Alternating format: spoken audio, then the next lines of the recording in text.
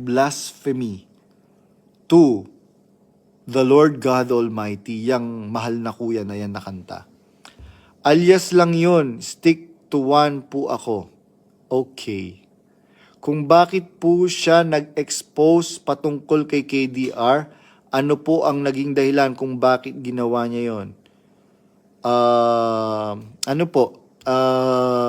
Power. Meron po silang rivalry. Power. Hello po, ingat ka palagi bro. Kung marunong siya magbunot ng ngipin, dapat sumama siya sa mga medical mission. Magpapabunot sana ako. Naku bro, baka mabunot lahat ng ngipin mo. Ala po ba KNP now na kumukumusta sa'yo or worker? Meron pong mga worker na mga kaibigan ko na nandyan pa po sa na nagkakausap po kami. Pero KNP, ayoko munang sagutin po yan. Ayan po yung Hinpo sa maayos na KNP po ngayon. Makikita niyo po yon, meron pong Espiritu Santo ng Diyos ang bawat kapatid. Madidiscern niyo po yon kung sino yung mga KNPing mabubuti. Madidiscern niyo rin po kung sino yung mga KNPing mga hinayupak. Ano ibig sabihin ng bunot ng ngipin? Torture. Yes, torture. Biruin mo, kahit hindi siya dentista, marunong daw siyang magbunot ng ngipin. Anong gusto mo? Meron pang demonstration. Anong gusto mo? 2 or 4? So, ayun po. Kasi, para maging effective tayong judge, we should know the stories on both sides. Ano ba yung katotohanan nito? Ano ba yung katotohanan nito? Kasi, parehong hindi naman naamin na, sinungaling ako. Kasinungalingan lang yung sinasabi ko. Kaya sa parehong parte, nagsasabi yan, kaya nga merong trial na ginagawa sa mga korte. 'Di ba? Merong trial na ginagawa sa korte. Ngayon, iwiniway nung judge kung sino ba yung nagsasabi talaga ng totoo.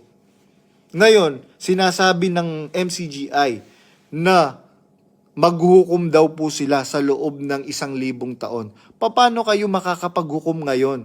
Kung simpleng problema lang hindi nyo kayang lutasin.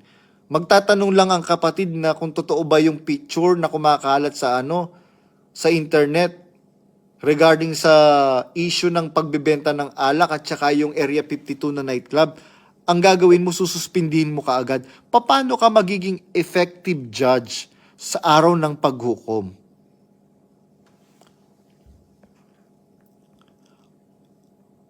Good day po.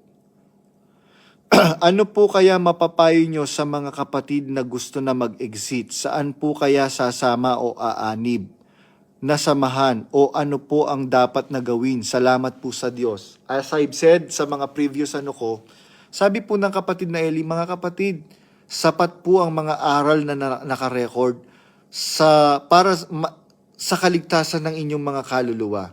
Ako, sinampalatayanan ko po yun. Tandaan po ninyo, ang sabi ng Biblia sa awit 119:11, ang salita mo'y aking iningatan sa aking puso upang wag akong magkaroon ng laban sa iyo.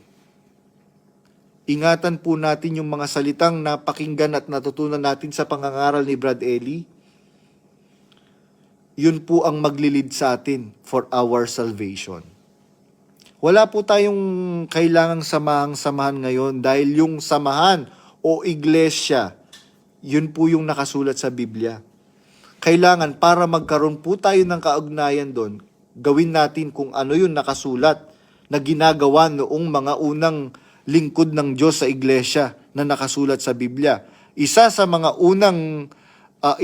gawain ng mga unang nagsipaglingkod sa iglesyang itinayo ng Panginoong ng Diyos sa pamamagitan ng batong si Kristo.